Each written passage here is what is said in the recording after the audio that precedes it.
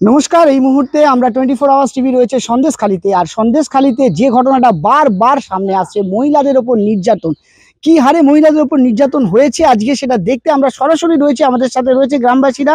এখানে তাদের সাথে আমরা কথা বলবো। দিদি একটু সামনে যদি আসেন। দিদি, কি হয়েছে আপনাদের সাথে? যে অভিযোগটা উঠে আসছে যে আপনাদের ওপরে নির্যাতন করা হতো দীর্ঘদিন ধরে, এবং আমরা দেখছি যে শাসক দল সেটা বলছে যে না, এটা একটা ভুল আখ্যা দেওয়া হচ্ছে, ভুল একটা সাজিয়ে একটা গন্ডগোলের সৃষ্টি হচ্ছে। তো বিষয়টা কি একটু যদি বলতেন। আমাদের উপরে শারীরিক, মানসিক এবং আর্থিক দিক থেকে সব দিক থেকেই টর্চার করা হতো।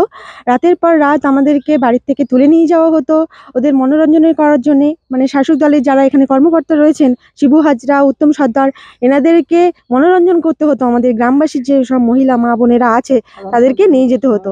এই সব কিছু শাহজাহান শেখের মধ্যেই চলতো। উনি আসতেন এখানে, প্রায়শই আসতেন এখানে। এবার এসে আমাদেরকে নানা রকম ভাবে ভয় দেখাতেন, আতঙ্কে রাখতেন। মোট কথা সারাক্ষণ আমরা আতঙ্কে থাকবো, উনি যেভাবে চালনা করবেন আমাদের সেভাবে চলতে হতো। আমাদের জমি জমা সব কিছু নিয়ে নেওয়া হয়েছিল, পাকা ধানে জল ঢুকিয়ে দেওয়া হয়।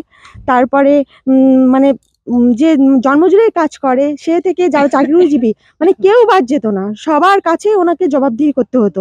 সবাই ওনাকে মানে কি ভয় পেয়ে গুটিয়ে থাকার মতো অবস্থা ছিল আমাদের পরিবেশটা। মিথ্যে কথা দিয়ে আমাদেরকে কেস দেওয়া হয়েছে, এখানে যে ভাঙচুর হয়েছে, তারপরে আগুন ধরানো হয়েছে, এই সব কেস দিয়ে আমাদের ছেলেপেলেকে আটক করা হয়েছে। এখনো পর্যন্ত তাদের কোনো ব্যবস্থা নেওয়া হয়নি। এবং আমরা যারা এখন আন্দোলন করছি মানে সুবিচার পাওয়ার জন্য, যে দেশে শান্তি ফিরে আসুক, আমরা সম্মানের সঙ্গে যেন বাঁচতে পারি মাথা উঁচু করে, সেই ব্যবস্থাটাই আমাদেরকে কেউ দিচ্ছে না। প্রশাসন আপনারা কিছু বলতে পারছেন না, বলতে পারছি না। এখন যখন আমাদের দেয়ালে পিঠ থেকে গেছে, আমরা রাস্তায় নেমেছি, তখন প্রশাসন আমাদেরকে হুমকি দিচ্ছে। প্রশাসনও হুমকি দিচ্ছে, দরজায় কড়া নাড়ছে। এসে কি বলছে আপনাদের? এসে আমাদের তল্লাশি নিচ্ছে যে আমরা নাকি বহিরাগত। মুখ্যমন্ত্রী বলেছেন যে আমরা বহিরাগত, বাইরে থেকে এসেছি, এসে এখানে ইয়ে করছি, ঝামেলা করছি। সেই কারণে ওনারা এসে দরজায় কড়া নাড়ছে যে আমরা বহিরাগত কিনা। শুনলেন তো, যে প্রশাসন এখানে এসে তাদেরকে হুমকি দিচ্ছে যে তাদেরকে বহিরাগত আখ্যা দেওয়া হচ্ছে, যেহেতু তারা প্রতিবাদ করছে, তারা মুখ খুলছে, তাদের উপরে যে অত্যাচার হয়েছে সেই অত্যাচারের কথা তারা বলার জন্য সামনে এগিয়ে আসছে, কিন্তু তাদের অত্যাচারের কথা বলতে দেওয়া হবে না, মুখ টিপে চুপচাপ করে সহ্য করতে হবে। তো কতদিন ধরে আপনাদের সাথে এরকম ঘটনা চলছে? এই 10-12 বছর ধরে এরকম চলছে। আমরা এতদিন মুখ চুপ করেছিলাম।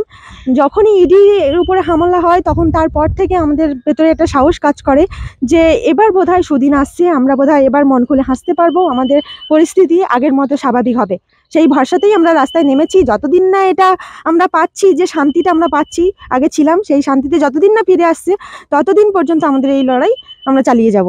144 ধারা কেন, যত ধারাই মানে জারি করা হোক না কেন, আমাদের লড়াই থামবে না। এই যে 144 ধারা জারি করা হয়েছে, বলা হচ্ছে যেখানে গন্ডগোলের পরিবেশ তৈরি করা হচ্ছে, এবং যারা বিরোধী দলনেতা বা বিরোধী দলে যারা আছে তারা এখানে ঢোকারও চেষ্টা করছে, কিন্তু তাদেরকে আটকানো হচ্ছে। তো এখন আপনাদের পরিস্থিতি কি রয়েছে?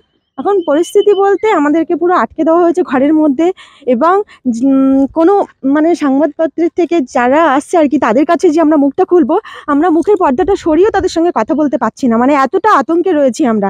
কারণ আজ যদি আমরা মুখ খুলে সামনাসামনি এসে কথা বলি, রাতে এসে হয়তো আমাদের দেহ থেকে গর্দানটাই চলে যাবে, এরকম একটা পরিস্থিতির মধ্যে আমরা রয়েছি। দেখছেন তো কিরকম অবস্থা, যেখানে আপনারা যদি প্রতিবাদ করতে হয় তাহলে তারা এমন ভাবে ভয়ভীত রয়েছে গ্রামবাসীরা যে তাদেরকে হত্যা করে দেওয়া হবে, তাদের গলা থেকে ধর নামিয়ে দেওয়া হবে, এমন আশঙ্কা করছেন। তারা ভয়ভীত হয়ে রয়েছে এবং 144 ধারা জারি করে এখানে গিয়ে আপনাদেরকে একটা প্রকারে আটকে রাখা হচ্ছে। হ্যাঁ, আটকে রাখা হয়েছে আমাদেরকে। আচ্ছা, আমি একটা কথা বলছি যে শাসক দলের মহিলা যিনি সাক্ষাৎকার দিয়েছেন, উনি সম্ভবত কোড়াকাটির প্রধান। তা ওনার যদি সৎ সাহস থাকে, আমাদের সন্দেশখালীর মেয়েদের মুখোমুখি হোক, আমাদের সঙ্গে উনি লড়াই করুক যে আমরা 7,000 8,000 টাকায় বিক্রি হয়ে গেছি। উনি ও কথা বলবেন না কেন? উনি তো হচ্ছেন শিবু হাজরার দেহ সঙ্গিনী। রাতের পর রাত উনি শিবু হাজরার সঙ্গে, শিবু হাজরার পার্টি অফিসে কাটান, তার জন্যই ওনার গায়ে জ্বালাটা ধরে গেছে। ওই জন্যই উনি বলছেন, ওনার সৎ সাহস থাকলে সন্দেশখালীর মাটিতে উনি আসুন, এসে আমাদের সঙ্গে কথা বলুন। আমরা 7,000 টাকা বিক্রি হয়েছে কি 5,000 টাকায় বিক্রি হয়েছি, ওই জমাটা আমরা ওনাকে দিতে চাই। তার মানে সন্দেশখালীতে যে কথা উঠছে যে আপনারা বিক্রি হয়ে গেছেন, আপনাদেরকে বলানো হচ্ছে এরকম কথা, এটা বাইরে থেকে বলছে তৃণমূলের মহিলা প্রধান। উনি হচ্ছে, ওনার নাম সম্ভবত আমার মনে হয় মনিকা, টাইটেলটা ঠিক আমি জানি না। উনি হচ্ছেন শিবু হাজরার মানে দেহ সঙ্গিনী। উনি সবসময় অন্য পার্টি অফিসে রাতের পর রাত শিবু হাসিনার সাথে এখানে কাটিয়ে গেছেন, যার জন্য উনি এই কথাটা বলছেন সন্দেশখালী মেয়েরা বিক্রি হয়ে গেছে।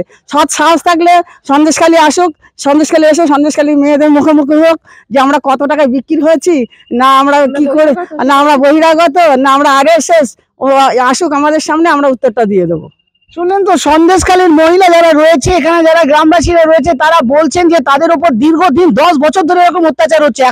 এখন যদি তারা মুখ খোলার জন্য সামনে আসছেন, তাদেরকে ভয় দেখানো হচ্ছে, আটকে দেওয়া হচ্ছে এবং তাদের উপর অভিযোগ দেওয়া হচ্ছে যে তারা জোর করে এখানে একটা অত্যাচারের একটা পরিবেশ তৈরি করছেন।